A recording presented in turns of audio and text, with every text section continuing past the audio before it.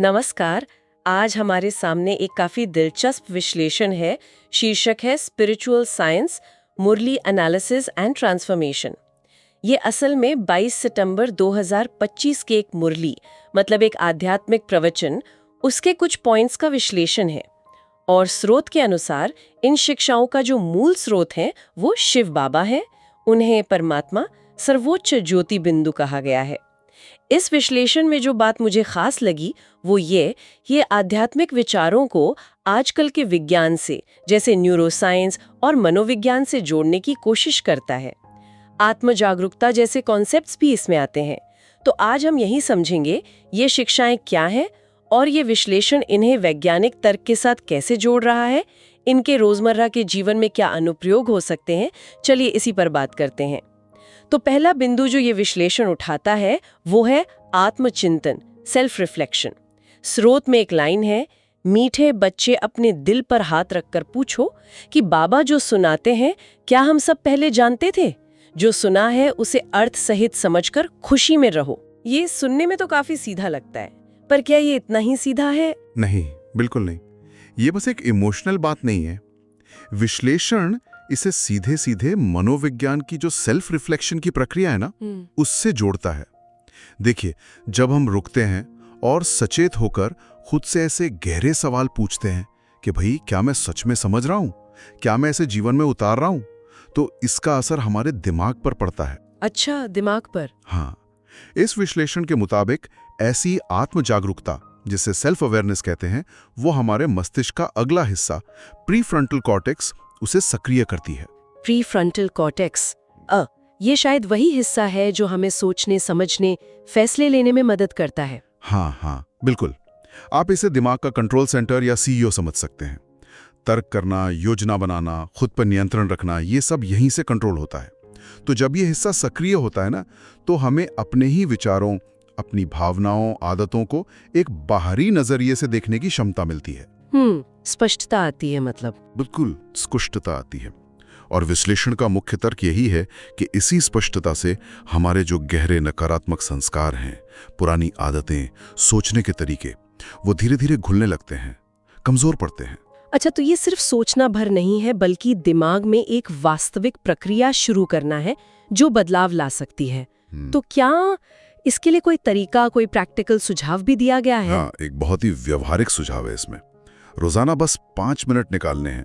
शांति से बैठकर ईमानदारी से खुद से पूछना है, जो बातें मैं सुनता हूं या पढ़ता हूं, क्या वो सिर्फ जानकारी है या मैं उनके असली अर्थ को समझकर अपने व्यवहार में, अपने नजरिए में उतार रहा हूं? अच्छा, तो इस नजरिए से देखें तो ये छोटा सा अभ्यास एक तरह का मेंटल ऑडिट है जो आत्म परिवर्तन की प्रक्रिया को तेज कर सकता है। ये सुनने से आगे बढ़कर समझने और फिर लागू करने पर जोर देता है। ठीक है, तो ये हुई व्यक्तिगत स्तर की बात, आत्मचिंतन। लेकिन विश्लेषण शायद इससे आगे भी जाता है, समूह या कलेक्टिव लेवल पर, जैसे वो ब्राह्मण धर्म की शक्ति और रूहानी सेना का जिक्र था। ये क्या है? हाँ, बिल्कुल। विश्लेषण व्यक्तिगत अभ्यास से हटकर सामूहिक शक्ति की तरफ बढ़ता है। स्रोत में कहा गया है, तुम्हारे इस ब्राह्मण धर्म में सबसे अधिक ताकत है सारे विश्व की सद्गति श्रीमत पर कर देना। और फिर रूहानी सेना यानी स्पिरिचुअल आर्मी बनने की बात भी है। अब देखिए, पारंपरिक रूप से सोचें तो ब्राह्मण धर्म की ताकत का मतलब शायद अनुयायियों के नैतिक बल से होगा या चरित्र की पवित्रता से। हाँ, यही लगता है। लेकिन विश्लेषण इसे कैसे देखता है? यही विश्लेषण एक दिलचस्प मोड़ लेता है। वो इसे पवित्र विचारों की सामूहिक शक्ति के रूप में देखता है। और इसे समझाने के लिए वो न्यूरोसाइंस का हवाला देता है। अच्छा, देखिए, आजकल विज्ञान भी ये मानता है कि हमारे विचार सिर्फ हमारे दिमाग में नहीं रहते, वो एक तरह की ऊर्जा पैदा करते हैं। ऊर्जा? जैसे ईईजी मशीन ब्रेन वेव्स मारती है, वैसे। हाँ, बिल्कुल। अब सोचिए, अगर हजारों लोग एक ही समय पे एक साथ बहुत ऊंचे, सकारात्मक, पवित्र विचार करें, शांति के, प्रेम के, पवित्रता के, तो क्या होगा? शायद एक बहुत शक्तिशाली ऊर्जा क्षेत्र बनेगा, एक वाइब क्रिएट होगी। विश्लेषण का तर्क बिल्कुल यही है। वो कहता है कि इससे एक शक्तिशाली सामूहिक स्पंदन यानी कलेक्टिव वाइब्रेशन पैदा होता है। और वो एक कदम आगे जाकर ये भी कहता है कि ये जो साझा ऊर्जा है ये इतनी शक्तिशाली हो सकती है कि हमारे आसपास के वातावरण पर, यहाँ तक कि समाज की सामूहिक चेतना पर भी सकारात्मक असर डाल सकती है। अरे वाह! तो इस नजरिए से ब्राह्मण धर्म की ताकत विचारों की संगठित पवित्र ऊर्जा बन जाती है। और रूहानी सेना का क्या मतलब हुआ फिर? उसे वाइब्रेशनल वॉरियर्स कहा गया है, मतलब स्पंदनों के योद्धा। जैसे एक सेना सीमाओं की रक्षा करती है ना, वैसे ही ये रूहानी सेना अपने शक्तिशाली सकारात्मक स्पंदनों से वातावरण को शुद्ध करती है। ये नकारात्मकता और अशुद्धि के खिलाफ एक तरह की आध्यात्मिक या ऊर्जा वाली ढाल बनाती है। अच्छा, एक शील्ड की तरह। हाँ, एक शील्ड।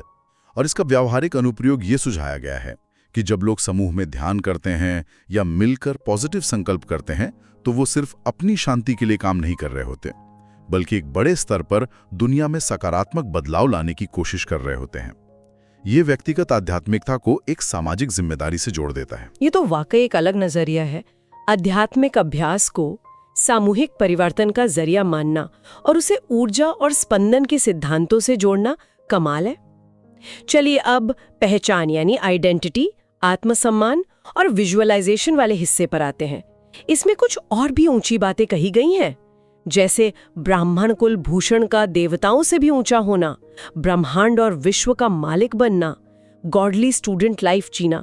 ये तो सुनने में बहुत बहुत बड़ी अवस्थाएं लगती हैं। हाँ, ये निश्चित रूप से बहुत ऊंची अवस्थाएं हैं और विश्लेषण इन्हें भी मनोविज्ञान और न्यूरोसाइंस के लेंस से देखने की कोशिश करता है। पहला है उच्च पहचान और आत्मसम्मान का कनेक्शन। देखिए, आमतौर पर हम खुद को अपनी नौकरी से, अपने परिवार से या शरीर से पहचानते हैं, है ना? हाँ, अक्सर तो यही होता है। लेकिन ये विश्लेषण कहता है कि जब कोई व्यक्ति अपनी पहचान को इससे ऊपर उठाता है, एक आध्यात्मिक स्तर पर ले जाता है, जैसे मैं एक आत्मा हूं, मैं ईश्वर का बच्चा या सहायक हूं, मैं ब्राह्मण कुल भूषण हूं, तो इसका सीधा असर दिमाग के रसायन शास्त्र मतलब ब्रेन केमिस्ट्री पर पड़ता है। ब्रेन केमिस्ट्री पर? वो कैसे? इस नजरिए के मुताबिक ऐसी उच्च और स्थिर पहचान हमारे दिमाग में डोपामाइन और सेरोटोनिन जैसे न्यूरोट्रांसमीटर को संतुलित रखने में मदद करती है। अच्छा, जिन्हें हैप्पीनेस केमिकल्स भी कहते हैं। हाँ, वही। जब ये संतुलित होते हैं तो तनाव, चिंता, निराशा जैसी भावनाएं कम होती हैं। तो यहाँ आत्मसम्मान सिर्फ एक अच्छा महसूस करने वाली बात नहीं रह जाती, ये एक बायोकेमिकल स्थिति बन जाती है जिसे एक खास तरह की पहचान अपनाकर पाया जा सकता है। विश्लेषण का इशारा ये है कि ये आध्यात्मिक तरीका उन मानसिक अवस्थाओं तक पहुंचने का एक स्ट्रक्चर्ड रास्ता हो सकता है जिन्हें मनोविज्ञान थेरेपी या दूसरे तरीकों से पाने की कोशिश करता है। मतलब हम खुद को क्या मानते हैं ये सीधे सीधे हमारे मूड और मानसिक सेहत को प्रभावित करता है, ये तो समझ आता है। लेकिन वो विश्व का मालिक बनने वाली बात, उसे कैसे समझाया गया है? उसे विजुअलाइजेशन की तकनीक से जोड़ा गया है। विजुअलाइजेशन यानी किसी चीज की मन में स्पष्ट कल्पना करना। विश्लेषण का तर्क है कि जब कोई व्यक्ति ध्यान में या दिन में बार बार खुद को उस ऊंची अवस्था में दिखता है, शांत, शक्तिशाली, गुणों से भरपूर, जैसे विश्व का मालिक अपनी जिम्मेदारियों को निभा रहा है, तो दिमाग में कुछ खास कोशिकाएं, खास सेल्स सक्रिय होती हैं। उन्हें मिरर न्यूरॉन्स कहते हैं। मिरर न्यूरॉन्स, ये क्या होते हैं? ये वो न्यूरॉन्स हैं जो तब एक्टिव होते हैं जब हम किसी और को कोई काम करते हुए देखते हैं। इसी से हम नकल करके सीखते भी हैं। लेकिन खास बात यह है कि ये हमारी कल्पना पर भी प्रतिक्रिया करते हैं। अच्छा। जब हम किसी चीज की बहुत तीव्र कल्पना करते हैं तो दिमाग के लिए वो लगभग एक वास्तविक अनुभव जैसा हो जाता है। अब यहाँ न्यूरोप्लास्टिसिटी का सिद्धांत काम करता है। न्यूरोप्लास्टिसिटी, ये शब्द सुना है मैंने, दिमाग का बदलना। हाँ, बिल्कुल। न्यूरोप्लास्टिसिटी का मतलब है कि हमारा दिमाग फिक्स नहीं है, ये अपने अनुभवों और विचारों के आधार पर लगातार बदलता रहता है, अपने कनेक्शंस को मजबूत या कमजोर करता है। जैसे मान लीजिए आप रोज एक ही कच्चे रास्ते पर चलें तो धीरे धीरे वहां पगडंडी बन जाती है, फिर शायद पक्का रास्ता बन जाए, है ना? हाँ, बिल्कुल। वैसे ही जब हम लगातार एक ही तरह का विचार या विजुअलाइजेशन करते हैं तो दिमाग में उसके लिए न्यूरल रास्ते मजबूत होते जाते हैं। वो कल्पना धीरे धीरे हमारे गहरे विश्वास यानी बिलीफ का हिस्सा बन जाती है। और जब कोई चीज हमारा गहरा विश्वास बन जाती है तो वो हमारे व्यवहार को, हमारे नजरिए को और आखिरकार हमारी वास्तविकता को प्रभावित करने लगती है। तो ये कल्पना से विश्वास और विश्वास से वास्तविकता तक का एक न्यूरोलॉजिकल सफर है। ये तो कमाल है। मतलब सोच और कल्पना से दिमाग को सचमुच रीवायर किया जा सकता है ताकि वो हमारे लक्ष्यों के लिए काम करे। और तीसरी बात थी गॉडली स्टूडेंट लाइफ। इसका क्या मतलब समझाया गया है? इसे एक तरह की पहचान आधारित सुरक्षा या भावनात्मक प्रतिरोधक क्षमता, इमोशनल इम्यूनिटी के रूप में देखा गया है।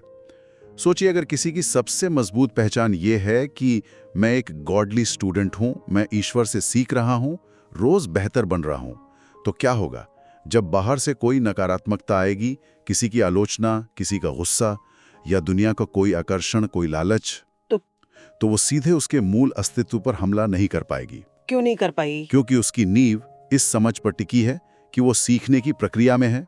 वो परफेक्ट नहीं है, लेकिन उसका लक्ष्य ऊंचा है और उसे गाइडेंस मिल रही है। जैसे हमारी फिजिकल इम्यूनिटी हमें बीमारियों से लड़ने की ताकत देती है, वैसे ही ये मजबूत, पॉजिटिव और विनम्र पहचान हमें इमोशनल उतार चढ़ाव, अहंकार या हीनता की भावनाओं से बचाती है। ये एक तरह का मेंटल और इमोशनल कवच बन जाती है। बहुत दिलचस्प। तो इन सबको जीवन में उतारने के लिए कुछ ठोस कदम, कुछ प्रैक्टिसेस भी बताई गई हैं। हाँ, विश्लेषण कुछ रोजमर्रा के अभ्यास सुझाता है। बहुत सिंपल है, जैसे पुष्टि करना, अफर्मेशंस, दिन में कई बार खुद को याद दिलाना, मैं एक शक्तिशाली आत्मा हूं, मैं ईश्वर का मददगार हूं, मैं पवित्र बन रहा हूं। ठीक है। दूसरा, विजुअलाइजेशन, ध्यान में गहराई से उन ऊंची अवस्थाओं का अनुभव करना, मैं विश्व का मालिक हूं, शांति और शक्ति फैला रहा हूं। और तीसरा, सेल्फ रिमाइंडर, दिन भर अपनी गॉडली स्टूडेंट वाली भूमिका को याद रखना, खासकर जब कोई चुनौती आए, कोई मुश्किल आए। अच्छा, ये तकनीकें इन आध्यात्मिक विचारों को दिमाग और व्यवहार में उतारने का जरिया हैं। ठीक है। ये पहचान और विजुअलाइजेशन वाला हिस्सा वाकई काफी दिलचस्प था। अब आगे बढ़ते हैं परिवर्तन, ट्रांसफॉर्मेशन की प्रक्रिया पर। विश्लेषण में ईश्वर को स्वर्ग का रचयिता और नर्क को स्वर्ग बनाने वाला कहा गया है। फिर ये भी कहा गया कि ज्ञान समझने में शायद उतना समय न लगे जितना याद की यात्रा यानी अभ्यास में लगता है। मधुरता और योग को ज्वाला रूप बनाने पर भी जोर है। ये सब परिवर्तन से कैसे जुड़े हैं? हाँ, विश्लेषण इन सभी पहलुओं को परिवर्तन की प्रक्रिया के अलग-अलग आयामों के रूप में देखता है और उनके संभावित वैज्ञानिक आधारों की ओर भी इशारा करता है। पहला, ईश्वर द्वारा स्वर्ग की रचना या नर्क को स्वर्ग बनाना। इसे सिर्फ एक धार्मिक कथन न मानकर विश्लेषण इसे आध्यात्मिक ऊर्जा के प्रभाव से जोड़ता है। ये उस विचार से जुड़ता है जिसे सामूहिक चेतना या कलेक्टिव कॉन्शियसनेस कहते हैं। अच्छा, कि बहुत सारे लोगों की सोच और भावना दुनिया पर असर डालती है। हाँ, बिल्कुल। इस नजरिए से जब परमात्मा की याद या ध्यान से उत्पन्न होने वाली शुद्ध और शक्तिशाली ऊर्जा फैलती है, तो वो नकारात्मकता को बदलकर सकारात्मकता लाती है, यानी नर्क को स्वर्ग बनाने की प्रक्रिया शुरू होती है। ये बड़े पैमाने पर ऊर्जा का परिवर्तन है। ये तो काफी बड़ा कॉन्सेप्ट है। और ज्ञान और याद के अंतर पर क्या कहा गया है कि ज्ञान में कम, याद में ज्यादा समय लगता है? ये एक बहुत महत्वपूर्ण बिंदु है। विश्लेषण कहता है कि ज्ञान सुनना या पढ़ना वो तो सिर्फ जानकारी इकट्ठा करना है, इंफॉर्मेशन गैदरिंग। ये जरूरी है बेशक, लेकिन असली परिवर्तन जानकारी से नहीं बल्कि याद के निरंतर अभ्यास से आता है। याद से मतलब है? याद से यहाँ मतलब है परमात्मा का प्रेमपूर्ण और एकाग्र ध्यान, मेडिटेशन। जब हम इस याद की अवस्था में होते हैं तो हमारे दिमाग का एक हिस्सा है एमिगडाला। एमिगडाला, ये शायद भावनाओं से जुड़ा है, डर, गुस्सा। हाँ बिल्कुल, ये हमारे दिमाग का अलार्म सिस्टम है जो डर, गुस्सा, तनाव जैसी तीव्र भावनाओं को कंट्रोल करता है। विश्लेषण का तर्क है कि जब हम गहरी शांति और प्रेम की भावना से परमात्मा को याद करते हैं तो ये एमिगडाला शांत होता है। अच्छा। और जब ये अलार्म सिस्टम शांत होता है तो हमारे पुराने नेगेटिव भावनात्मक पैटर्न, हमारी गहरी जमी हुई आदतें, जिन्हें संस्कार कहते हैं, वो धीरे धीरे घुलने लगती है, उनकी पकड़ कमजोर हो जाती है। इसीलिए स्रोत में कहा गया है कि ज्ञान से ज्यादा समय याद की यात्रा में लगता है, क्योंकि ये दिमाग के गहरे स्तर पर, सबकॉन्शियस लेवल पर काम करता है। समझ गई। मतलब सिर्फ जानना काफी नहीं है, उसे महसूस करना और उस अवस्था में टिकना जरूरी है बदलाव के लिए। और मधुरता, स्वीटनेस, उसका क्या वैज्ञानिक कनेक्शन बताया गया है? मधुरता को यहाँ भावनात्मक विनियोजन यानी इमोशनल रेगुलेशन का एक व्यवहारिक रूप माना गया है। जब हम जानबूझकर कॉन्शियसली अपनी बोली और व्यवहार में गुस्सा, चिड़चिड़ाहट या कठोरता की जगह मिठास लाते हैं, कोमलता अपनाते हैं, तो इसका भी बायोकेमिकल असर होता है। हमारे शरीर में ऑक्सीटोसिन नाम का हार्मोन रिलीज होता है। ऑक्सीटोसिन, हाँ, इसे लव हार्मोन या बॉन्डिंग हार्मोन भी कहते हैं शायद। बिल्कुल बिल्कुल, ये हार्मोन आपसी विश्वास, जुड़ाव और सहानुभूति को बढ़ाता है। जब हम मधुर व्यवहार करते हैं तो न सिर्फ सामने वाले को अच्छा लगता है, बल्कि हमारे अपने अंदर भी शांति और खुशी की भावना बढ़ती है। हाँ, ये तो होता है। ये रिश्तों को बेहतर बनाता है और हमारे स्ट्रेस लेवल को कम कर सकता है। तो मधुरता सिर्फ एक सामाजिक गुण नहीं है, ये हमारे अपने मानसिक और शारीरिक स्वास्थ्य के लिए भी फायदेमंद है, ऐसा विश्लेषण सुझाता है। और अंत में योग को ज्वाला रूप बनाना, इसका क्या मतलब हुआ? एक फ्लेम की तरह। इसे तीव्र और एकाग्र ध्यान, मतलब हाईली फोकस्ड मेडिटेशन से जोड़ा गया है। जब ध्यान बहुत गहरा, एकाग्र और शक्तिशाली होता है तो दिमाग में खास तरह की ब्रेन वेव्स पैदा होती हैं। उन्हें कहते हैं gamma brain waves. Gamma brain wave. हाँ, ये सबसे तेज चलने वाली ब्रेन वेव्स हैं और इन्हें उच्च स्तरीय चेतना, जागरूकता, प्रॉब्लम सॉल्विंग की क्षमता और तीव्र मानसिक गतिविधि से जोड़ा जाता है। विश्लेषण का तर्क है कि जब कोई व्यक्ति या समूह इस ज्वाला रूप योग का अभ्यास करता है, यानी खुद को एक शक्तिशाली प्रकाश या ज्वाला के रूप में अनुभव करते हुए ध्यान करता है, तो ये उच्च गामा ऊर्जा पैदा होती है। और फिर इस गामा ऊर्जा का क्या प्रभाव हो सकता है? यहाँ विश्लेषण एक और बड़ा विचार सामने रखता है। वो कहता है कि ये शक्तिशाली सामूहिक गामा ऊर्जा शायद पृथ्वी के मॉर्फोजेनेटिक फील्ड को भी प्रभावित कर सकती है। मॉर्फोजेनेटिक फील्ड, ये क्या है? ये एक परिकल्पना है, एक काल्पनिक ऊर्जा क्षेत्र जिसके बारे में माना जाता है कि ये जीवित चीजों के रूप और व्यवहार को आकार देता है। यह भी साइंटिफिकली प्रूव नहीं है, पर एक थियरी है। अगर ये सच है तो ज्वाला रूप योग से उत्पन्न सामूहिक ऊर्जा बड़े पैमाने पर वातावरण और चेतना में सकारात्मक बदलाव ला सकती है, नकारात्मकता को जैसे भस्म कर सकती है। अच्छा, ये व्यक्तिगत ध्यान को वैश्विक परिवर्तन की क्षमता से जोड़ता है। तो इन सब बातों को जीवन में लाने के तरीके क्या है, मतलब प्रैक्टिकल स्टेप्स? व्यवहारिक कदम वही हैं जिनकी ओर पहले भी इशारा किया गया है। रोजाना ईश्वर की याद का अभ्यास करना और सिर्फ ज्ञान सुनने पर नहीं, बल्कि उस याद में टिकने पर ज्यादा ध्यान देना। ठीक है। अपनी बातचीत में, अपने व्यवहार में होशपूर्वक मिठास और कोमलता लाना और ध्यान करते समय खुद को एक शक्तिशाली पवित्र ज्वाला के रूप में विजुलाइज करना जो आसपास की नकारात्मकता को खत्म कर रही है। एक और विचार था, खुद को खुदाई खिदमतगार यानी ईश्वर का सेवक समझना। ये कैसे परिवर्तन या रोजमर्रा की जिंदगी में मदद करता है? ये बहुत प्रासंगिक है आज के समय में।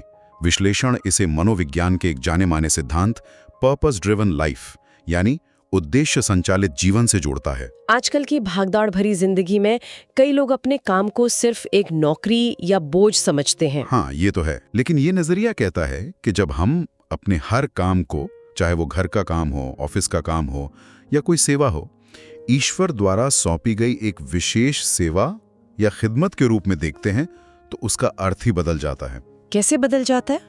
उस काम में एक दिव्यता, एक ऊंचा उद्देश्य जुड़ जाता है। हम उसे बेगारी समझकर नहीं करते, बल्कि एक जिम्मेदारी और सम्मान के साथ करते हैं। मनोविज्ञान भी यही कहता है कि जिन लोगों के जीवन में एक मजबूत उद्देश्य होता है, वे ज्यादा खुश, ज्यादा संतुष्ट रहते हैं। उनमें डिप्रेशन या अकेलेपन की भावना कम होती है। तो यहाँ सुझाव यह है कि अपने हर कर्म को ईश्वरीय सेवा समझकर करें। इससे न सिर्फ काम की गुणवत्ता सुधरेगी, बल्कि करने वाले की अपनी मानसिक और भावनात्मक स्थिति भी बेहतर होगी। ये रोजमर्रा के जीवन को आध्यात्मिकता से जोड़ने का एक बहुत सुंदर तरीका है। तो कुल मिलाकर ये विश्लेषण कई गहरे और दिलचस्प पहलुओं को छूता है।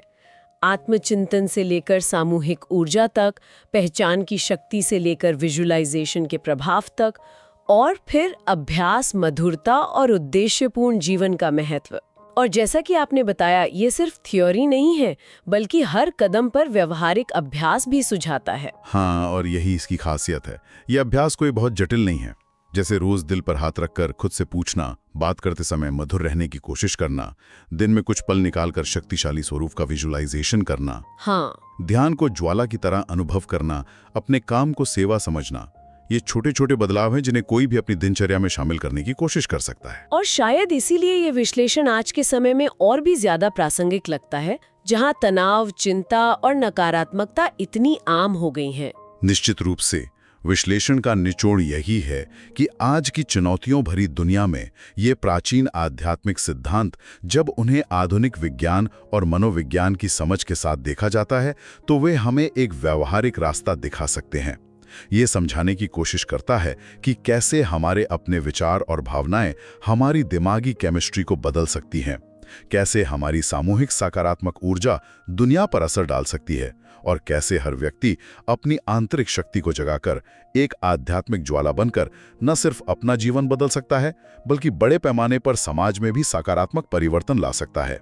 यही है स्वपरिवर्तन से विश्व परिवर्तन का मूल मंत्र, जिसे ये विश्लेषण उजागर करता है। वाकई ये विश्लेषण हमें एक मजबूत पुष्टि या शायद एक चुनौती के साथ छोड़ता है कि हम में से हर एक में एक गॉडली स्टूडेंट और एक आध्यात्मिक ज्वाला बनने की क्षमता है, जिसकी विचार और स्पंदन सिर्फ हमें ही नहीं बल्कि हमारे आसपास की दुनिया को भी प्रभावित कर सकते हैं। ये सोचने पे मजबूर करता है, अगर ये विश्लेषण सही है तो हमारी आंतरिक स्थिति, हमारे विचार, हमारी भावनाएं, इनका असर वास्तव में कितना गहरा और कितना व्यापक हो सकता है।